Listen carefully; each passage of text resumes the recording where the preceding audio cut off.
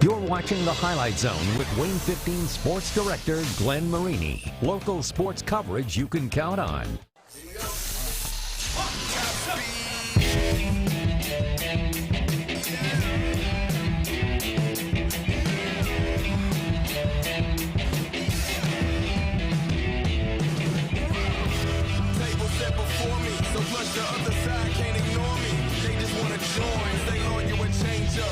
Flip a coin. They got the trophy waiting for me where I'm going. Put that banner up.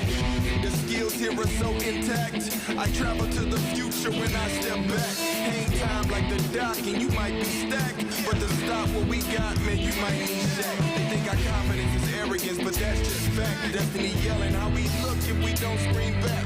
We are cream of the crop, the top tier. That's why they beating on the drums, cause the champs in here.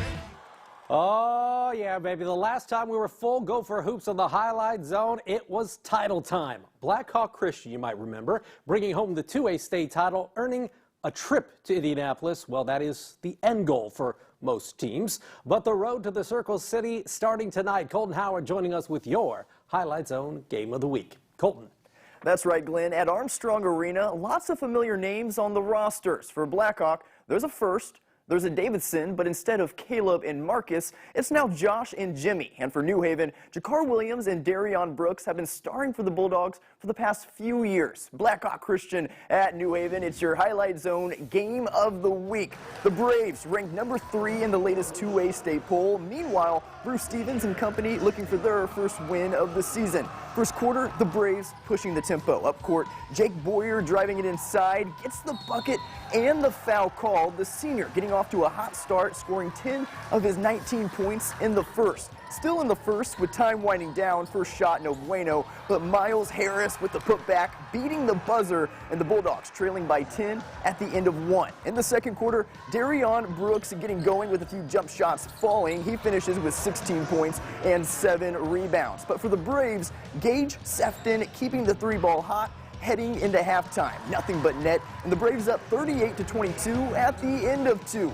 Out of halftime, into the third quarter, the not-so-little bro of Purdue basketball star Caleb First, Josh First, showing heart and hustle, getting his own rebound and the second try to go. Then to the fourth quarter, more Sefton on your television screen. The kiss off the backboard is good for another 2. The junior ending the night with a game-high 24 points, and Blackhawk Christian cruises to 2-0, winning 79-53.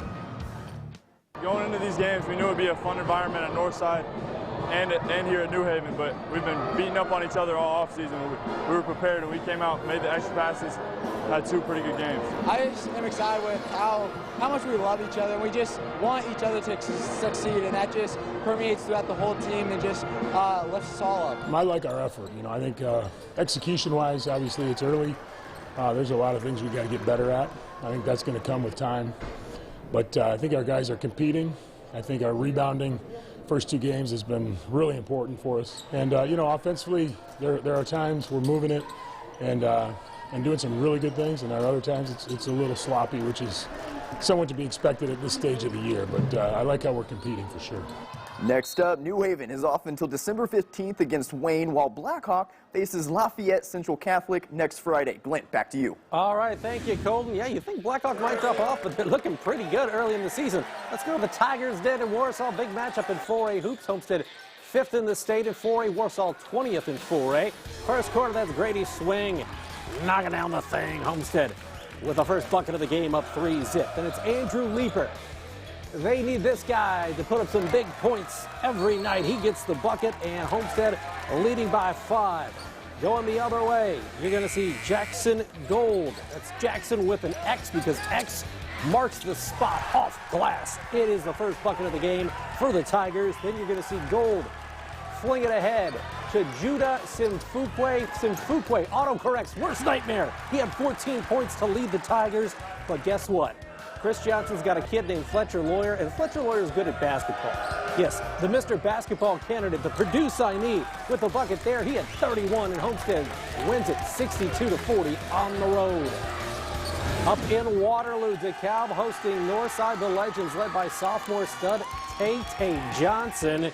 And speaking of Tay, in the early going, in fact, first quarter, he goes off glass. The sophomore with the bucket there.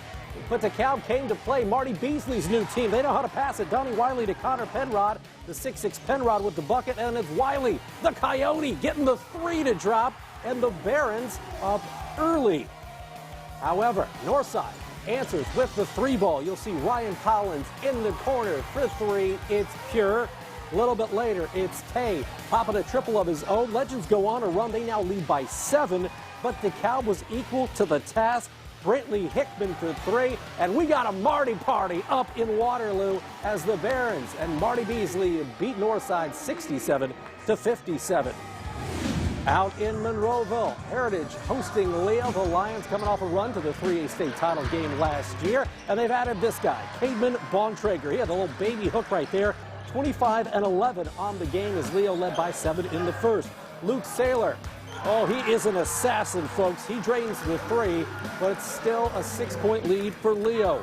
Watch Brody Height-Chew go up and grab this one, come down with it, put it in.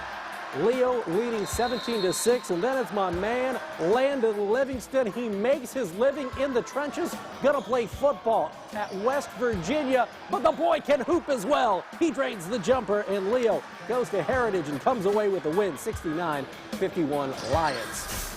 At Paul Bateman Gymnasium, Lakewood Park Christian making the short drive to Garrett. New coach Andy Everett's leading the Railroaders.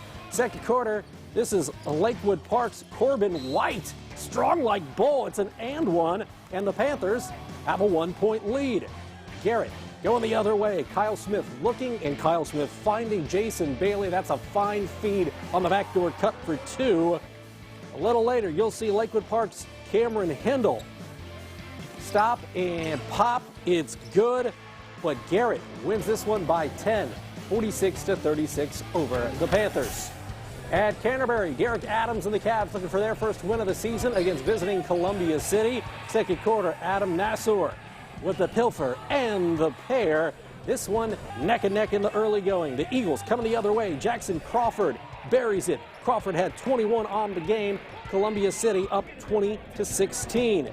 The Cavs, Will Russell, they like this guy at Canterbury, and this is why. He led the Cavs with 16. But the Eagles, oh, they got some players as well. The girls team off to a great start. The fellas not too shabby either. It's Mason Baker cooking one up. He had 13, 27-20 Columbia City in the lead. You'll see Devin Lewis drive it to the rack. He had 15, but Andrew Hedrick had 25 to lead all scores as Columbia City wins at Canterbury 70-59. Final stop for boys hoops conference play in the NECC. Central Noble ranked, number 1 in the 2A state poll.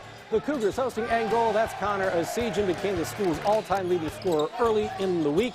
He had 28 on the game. Coming the other way, the big guy for Angola, Dylan Oberlin, gets the Hornets on the board, but Logan Guard, nobody guards him. Off the inbound, that was a slam. And then you'll see Asijan, the future Wisconsin Badger, with the bucket. And man, John Bodie's team is looking good. You'll see Angola pop the triple right there, but there's more. Connor Asijan to be had off the Ryan Schroeder feed. That's good basketball, folks. Central Noble wins at 67 I should say, to 30. And that is going to do it for the fellas on the hardwood tonight. But coming up after the break, the ladies take over the highlight zone. In the SAC, we're talking about a rivalry renewed as conference contenders Homestead and Carroll were out and about in Aboit. In the NECC, a game that could go a long way in deciding the conference title. And at Mackey Arena, Purdue opening Big Ten play against Iowa and trying to stay perfect. We got all that and more next on The Zone. We'll be right back on the highlight zone. This is the Cougar Den. Welcome to the Highlight Zone. Well, since joining the SAC, Homestead girls basketball has won the conference title every year. That is every year except last year. Yeah, the Spartans dethroned by Carroll as the Chargers won the SAC for the first time ever.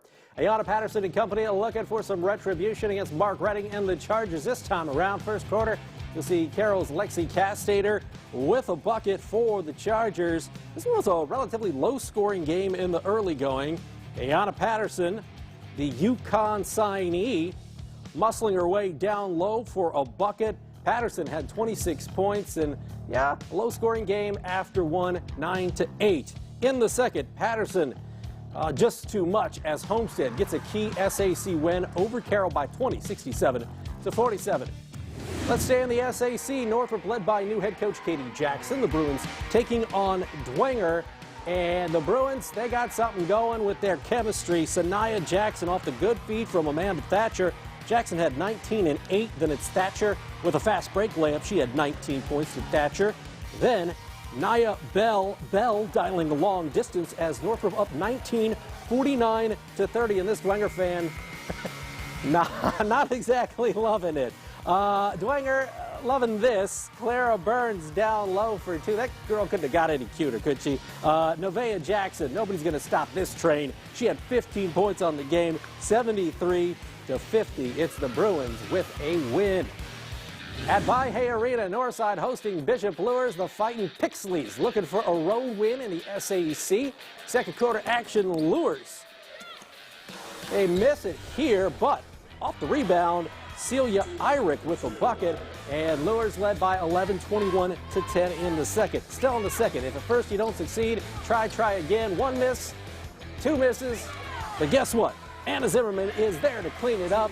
Bucket for Lures as the Knights go into Northside and win 50-37. In the NECC, Central Noble coming in atop the conference standings at 3-0 in league play. The Cougars hosting an always tough Angola program. Third quarter action, Central Noble's Maddie Weiss with the bucket. Then you're going to see more from Central Noble in this back and forth contest. It's Megan Keeble with the bucket, and Central Noble led in the third, 22-21. Coming the other way, it's Angola in the third. Jalen Fee with the bucket, and Angola now up 1. Let's go to the fourth. Angola down the stretch, coming up big. The youngster, Kylie Caswell, with the bucket to knot it at 30. Then the big bucket of the game coming here. Caswell nails it. And Angola with some big free throws from Lauren Leach down the stretch. Angola wins 38-34. I needed those. I just went to the line confident, knowing that I'm a good shooter and I know I can make my free throws. I do it all the time. So in this environment, I wanted to show the player that I am and that I can act now. Always tough place to come play. And we knew that they'd come out hungry in the second half. So we just had to continue to work hard, stay the course, and make enough plays at the end. Good win for Central Noble, or for Angola, I should say, at Central Noble. Hey, college hoops, you may have seen this guy in the highlight zone once or twice. Caleb First, the freshman, still in that starting lineup for Purdue as the Boilermakers hosting Iowa in the Big Ten opener. And, well, Caleb First makes a difficult catch and a difficult basket look easy. Take another look at it. First, last year's Mr. Basketball in the state of Indiana with a bucket in the first half. Then it's Sasha Stefanovic for 3. Purdue led by 13 at the half, 39-26 Boilermakers. Second half, Jaden Ivey, maybe the most explosive player in D1 basketball right now. He had the jam. Then 7'4" Zach Edey. You're going to see Ivey throw another one down. Oh, he is good, and so is Purdue. The Boilermakers win this one by a final of 77-70. Well, Notre Dame had lost 3 of its last 4 coming into this one. The Irish trying to right the ship on the road at Boston College. We're talking ACC play. That wouldn't have hurt. It's Prentice Hub with the 3. Then you're going to see the freshman, the South Bend kid, Blake Wesley. They love this guy. The freshman had 12 points on the game, but Notre Dame was down 10 at the break, 37-27. Boston College in the second half, they put it away. TJ Bickerstaff for 3, and it was not a great night to be an Irish fan as Notre Dame falls at Boston College, 73-57. Mad Ants with their first game in almost 2 weeks as the Ants on the road at the Sioux Falls Skyforce. This is fourth quarter action. It's tight. Terry Taylor gets the bucket. He had 25 points and 11 boards. Then you're going to see Taylor do it again down low. He's been a man in the post for the Ants this season as Fort Wayne wins at Sioux Falls 125-112. Stay tuned. Your Peter Franklin Jewelers Gem of the Night is coming up after the break. Last Friday night, it was a record-setting punt return for a touchdown by Adams Central's Nick Neuenschwander that took home the Highlight Zone's highest honor. But with football now in the rear view, we flip the script to what's happening on the hardwood. We're talking about your first Gem of the Night this basketball season, courtesy of our friends at Peter Franklin Jewelers. And we go to Albion, and it's Logan Guard, and nobody guards him. You better believe John Bodie drew this baby up, and it works to perfection. The inbound the Slam. Central Noble, again, ranked #1 in the 2A state poll. They're dangerous. Logan Guard and the Cougars with your Peter Franklin Jewelers Gem o' the Night. Well, next week, it's all basketball again here on the Highlight Zone, and it is the first night of SAC doubleheaders. We're talking boys and girls games. Homestead is at Dwenger, Concordia at Carroll, Snyder at Wayne, Northside at Southside. Northrop also going to be at Lures, plus a full slate of girls games in the Northeast 8, and that includes, well, I'm really liking this as a possible game of the week, the Norwell at Columbia City girls game. We'll have all that and much, much more next Friday right here on the Zone. Final stop as far as highlights go, War Memorial Coliseum. Comets hosting the Iowa Heartlanders in the first period. In fact, a little over a minute into the game, it's Will Graber making it a 1-zip lead for the Comets. Second period, still 1-0 until Connor Corcoran corks one home. It's a 2-zip Comets lead. And then Fort Wayne native Blake Siebenaler in the third period, the first of his 2 third-period goals. As the Comets win 4-0 against Iowa. These two going to play again tomorrow, 7:30 at the Coliseum.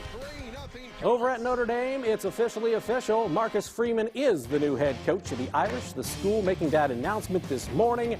This is the scene in the Notre Dame locker room when the team was told, you think they like it? Think a little. Notre Dame going to hold a press conference on Monday at 2 o'clock for the official introduction. Freeman, of course, was in his first year as Notre Dame's defensive coordinator. He will coach the Irish in their bowl game. We're going to find out where they're going bowling on Sunday. At 35 years old, Freeman younger than any head coach at a Power 5 program. So congratulations to Marcus Freeman, a very popular choice, it appears, over in South Bend. That is going to do it for this week's edition of the Highlight Zone. For Colton, I'm Glenn, and we'll see you next Friday night right here on Wayne 15.